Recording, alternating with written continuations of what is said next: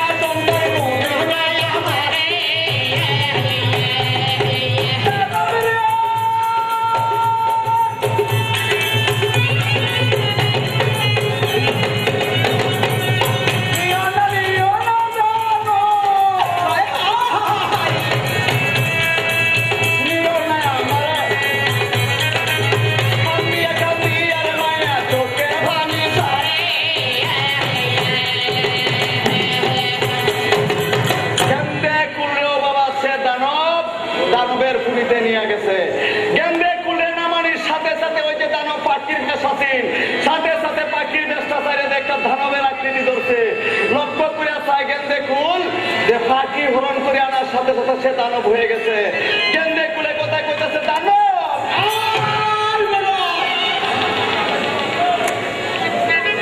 তুমি কে? আমি দানব। আমাকে এখানে নিয়ে আসতে তার কারণ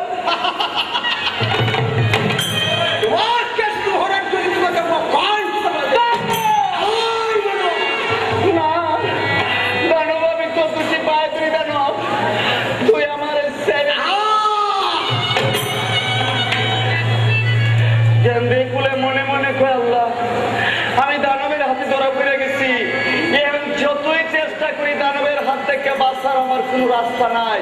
যদি দানবের হাত থেকে বাঁচতে হয় দানবের সাথে আমার খেলতে হবে।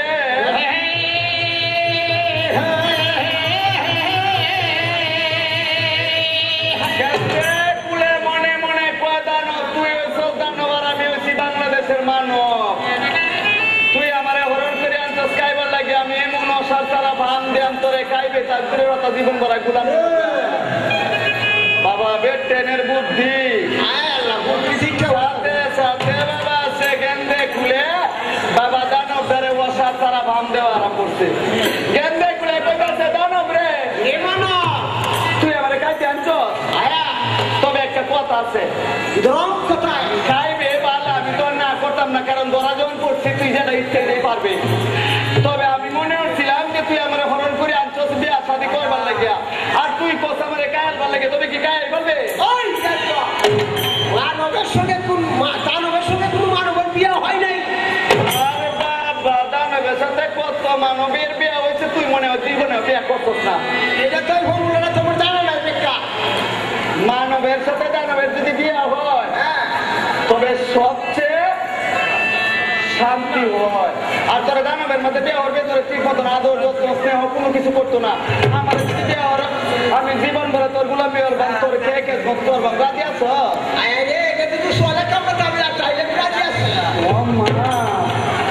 দানব রাজি হয়ে গেছে বিয়া করবো লাগে। মেয়েটা মনে মনে কয়ে উনি বিয়া বইতাম না, ফুল লাগে হোম বিয়া বলে উপায় আছে। মেয়েটা কয়ে দানব বিয়া যে করবা, কিন্তু এর মধ্যে একটা শর্ত আছে। আমার কিন্তু বিয়ার সময় হয়েছে না। এই 12 বছর পরে তুমি আমার বিয়া হইবা, 12 বছর পরে তুমি হইবা আমার, আর আমি হইবাম তোমার অবাগিনী সোনার জীবন দান করাম। তোমার একটা পালঙ্গের মধ্যে থাকবাম, তোমার নিয়ে আল্লাহ দেবা করে। আরে খবর তোমার নাম বাতানো জিগাইলাম নাই। আমার নাম হচ্ছে গেন্দে কুলকন্যা। খুব চমৎকার না, ঠিক আছে। তবে তুমি রাজি আছো? কিন্তু বিয়া কিন্তু 12 বছর পরে করুন লাগবো। ঠিক আছে 12 বছরের মানব তুমি যাই বার করে তুই না রাজি আছো? মেয়েটা মনে মনে করে জানো 12 বছরের সময় ধরে আমি দিচ্ছি। 12 বছরের ভিতরে আমি যেভাবে হোক তোমার সেন্টার না খুঁজ করিয়া থাকতাম না।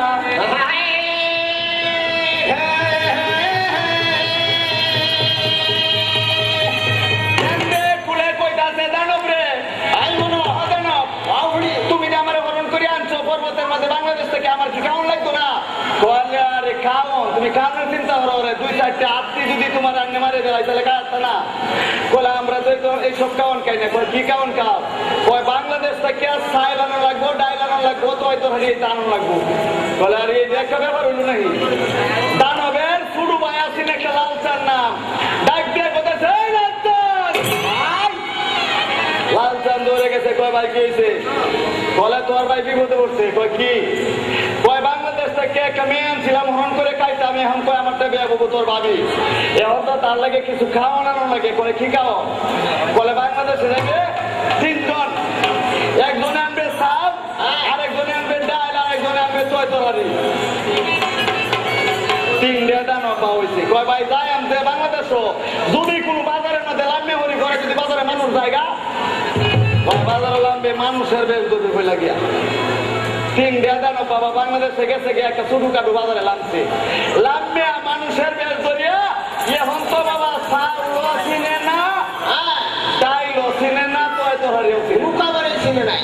3 আলাদা থেকে গুপি ওরে কয় কিরে আমরা যাইছি চাউল নিলাম, ডাইল নিলাম, কয় তোর আমি তো একটাও চিনি না হ্যাঁ বলে এখন কি করেন দেবো বলে হুদ হাতি তো যাইতাম পারতাম না বললো বাজার লইয়া ভাই দুই নম্বর গুড় নিয়ে যাই গিয়া তিন দেয়া বাবা মিললিয়া বাজারটার সাইরো মুখে বাবা বের করিয়া বাজার লইয়া যাইতা দেখা বাবা পর্বতের মাঝ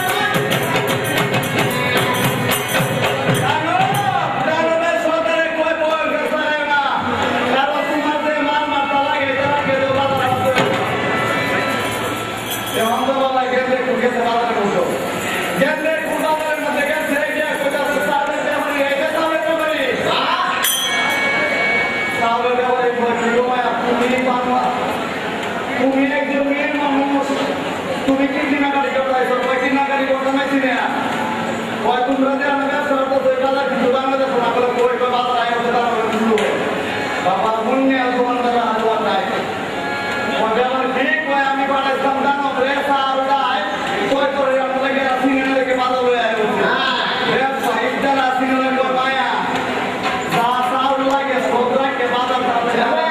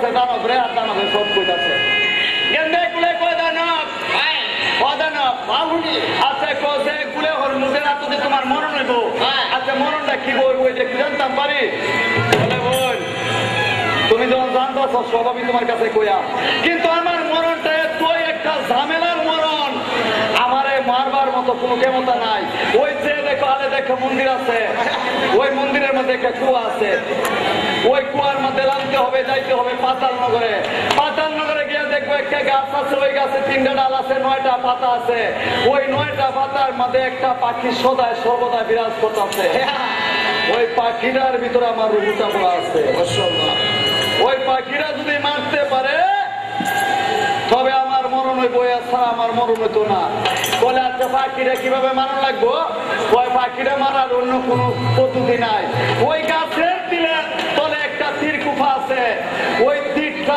একটা হবে যদি 2টা টানলে তুমি দুটা পাথর হয়ে যাইব একটা টানে 3টে তীর তুললিয়া যদি পাখিরা মারতে পারে তবে আমার মরণ হইব আমার রুটা পাখি কেন্দ্রে কুলে মনে মনে কয় দানব তোমারে আমি আর থাকছি না 1 থেকে 2 দিন পার হলাম তোমারে মারিয়ে পরে আমরা দুজন যাই বাংলাদেশে কেন্দ্রে কুলে কয় দানব রে বাহুনি তোমার আমি 12 বছরের সময় দিচ্ছিলাম না 12 বছর লাগতো না আর নাকি কারণ হচ্ছে আমি 6 মাসের ভিতরে তোমারটাই বিয়া বই হতাম তবে একটা কাজ করো কাটাই তুমি এখন 6 মাসে লেগে যাও গা তোমার খাবার জোগাড় করে আনলে তো কারণ বিয়ার পরে তো তুমি আর কি কোনো দেয়াত্তা না এটা ঠিক কথা কারবে কয় বই যদি তুমি রাজি হয়ে দেখো আমি 6 মাসে লেগে যেতেছি গিয়া ওই যে গেন্দে কুলের কাছ থেকে বিদায় নিয়ে দানবে খেতে করি এমন সত্য দানব বাবা 6 মাসে লাগিয়া দানব কাছে যাইতে আছে ওরে বাবা শুনেন বইয়া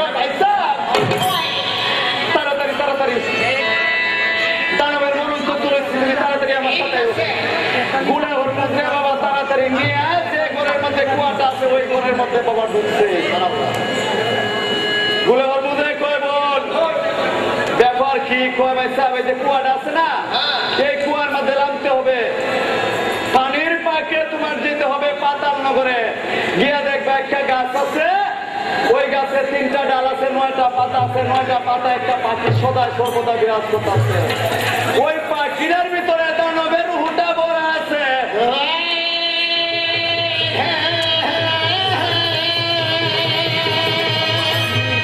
পাখিটার ভিতরে দানবের রুহুটা ভরা আছে যদি ওই পাখিরা মারা যায় তবে দানব মারা যাবে আর দানবরে মারার কোন ব্যবস্থা নাই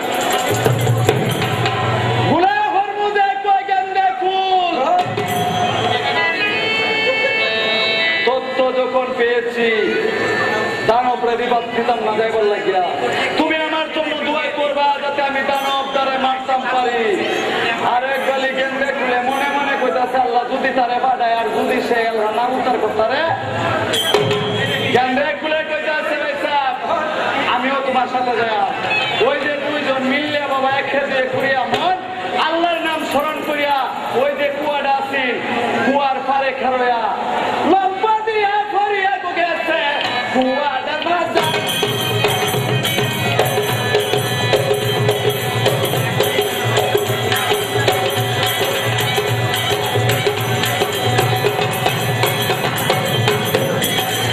পানির পাখে যাইতে কইয়াছে পাতা লম্বা করে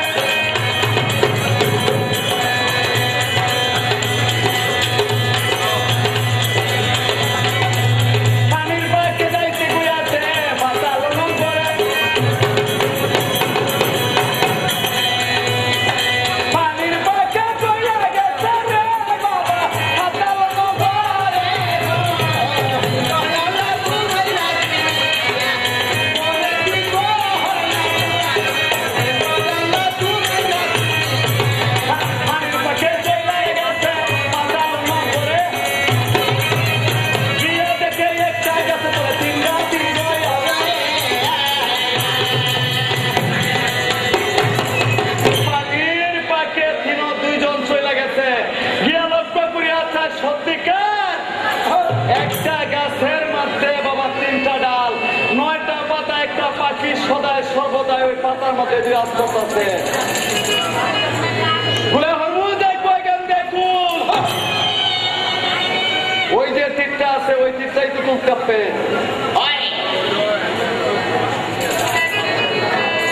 তুমি আমার জন্য দোয়া করিও। ঠিক আছে, আমি ওই তীরটা যদি একটা টানে তুলতে পারি তবে পাখিরাও আমি মারতে পারবো। আল্লাহর নাম স্মরণ করিয়া সে গুলে হরমুজকে দুয়ে করিয়া মন তারপর মারিয়া ধরিয়া গলিছে তীরের মাঝে।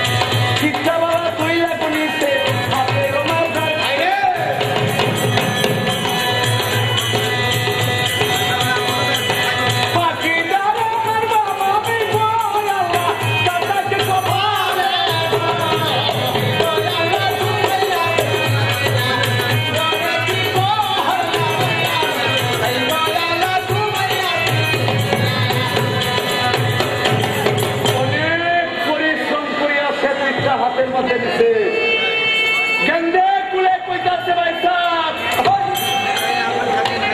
সে পাখিরা ঘুরতেছে। পাখির দিকে তুমি নিশানা করিও না, যদি পাখির দিকে নিশানা করে তীর ছাড়ো তাহলে তোমার তীর আউট হয়ে যাবে।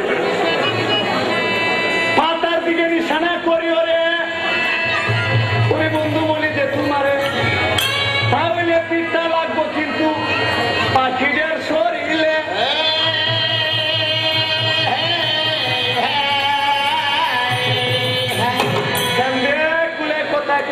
বন্ধু এখানে কিন্তু একটু উল্টা পাল্টা দৃশ্য। তুমি পাখির দিকে